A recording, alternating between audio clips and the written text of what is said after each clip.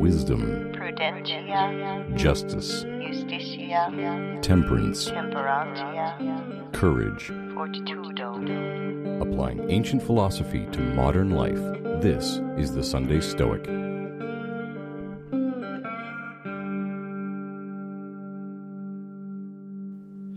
Welcome to the Sunday Stoic Podcast. This is Steve coming to you from Howard, Ohio, and today I'm joined by Dan. Hello, everybody. This is Dan from New York City, Queens.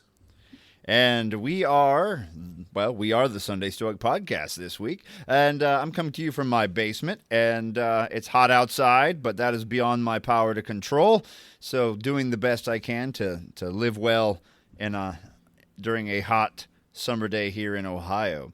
My school year is also ramping up, so I'm getting nervous. I'm still a new high school teacher, experienced at college, but high school's a different animal, so trying to figure out what's in my power, what's out of my power, what I can do, and put my efforts into those things. Epictetus is a good guy to be reviewing now as I'm embarking in a new adventure. How's your life been going, Dan?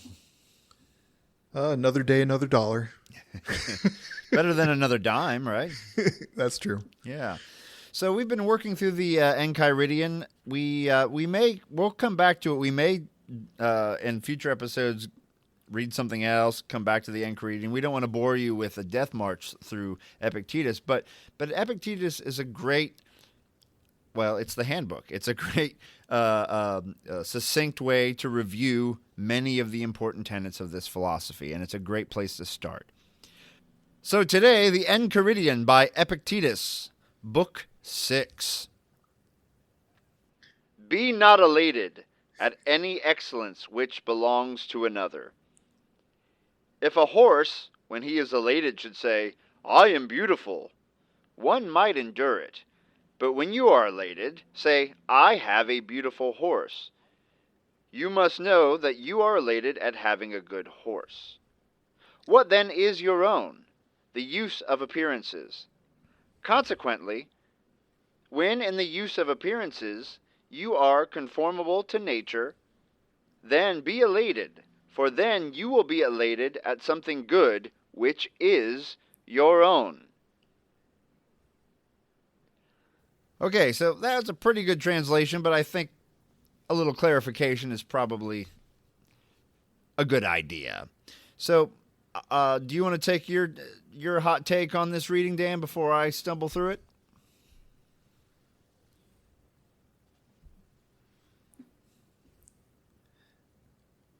Sure. I think basically it's saying that you're making an error in judgment if owning something makes you feel that you're worthy of admiration, whether it's a handsome horse, a house or mansion, expensive car, a yacht, whatever. As a rational animal, the only thing that humans can rightfully be proud of is the proper use of impressions. Who I am. Our rational minds. All my bling, my gold toilet, or my airplane, or my new car, or even you could spin it the other way. My crappy car doesn't make me a bad person either. We're focusing on the arrogant way of viewing it, but I bet you there's a lot of folks out there who feel that they aren't worthy because their house is smaller than their neighbors or their sisters or whatever. Right, their indifference. You can spin it the other way, too.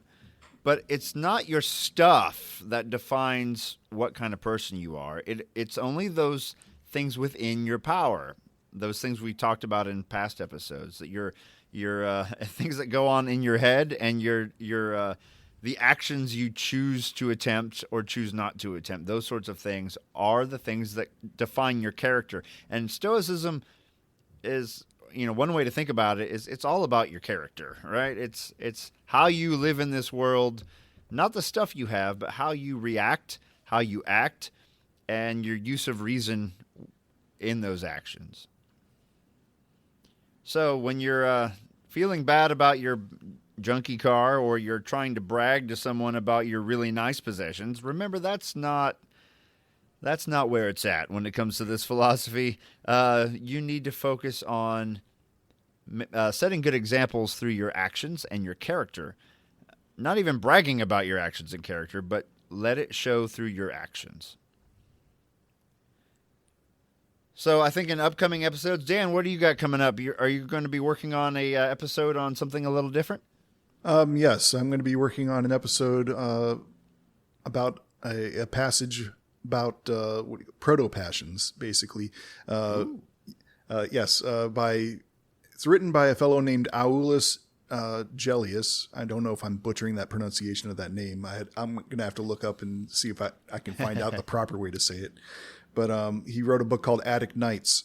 And in book 19, he talked about his encounter with a Stoic philosopher of renown. And apparently he makes a reference to one of the lost books of Epictetus, because, as you know, we had 8 books of discourses originally, but 4 of them have been lost. And he apparently, the Stoic philosopher, shared with him a portion of book 5. So...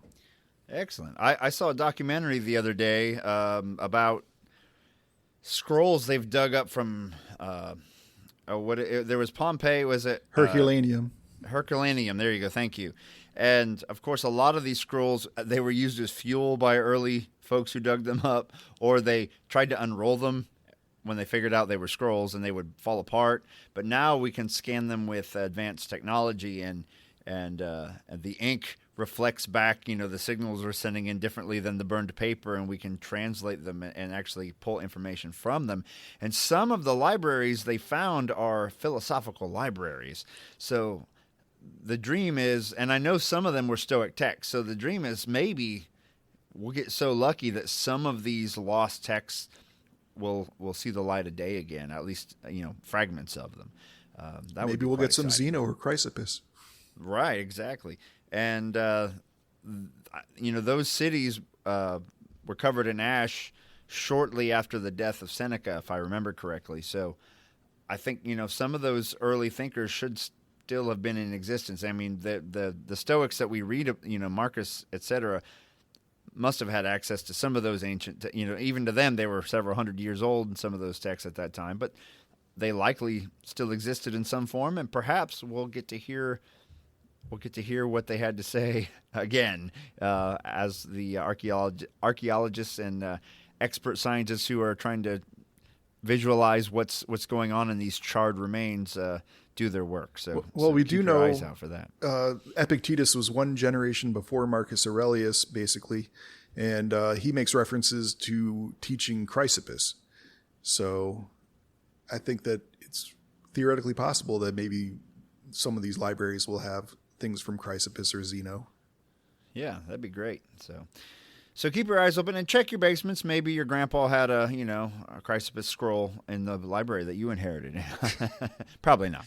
But anyway, send us an email, sundaystoic@gmail.com, and please spread the word that the podcast is back, because we have a new feed. I'm not smart enough to know how to link it up to the old one. So we need, we're having a rebirth, and spread the word, post this on social media, etc. Let people know that the Sunday Stoic has returned. And until we meet again, Carpe Diem. Seize the day. Seize the day.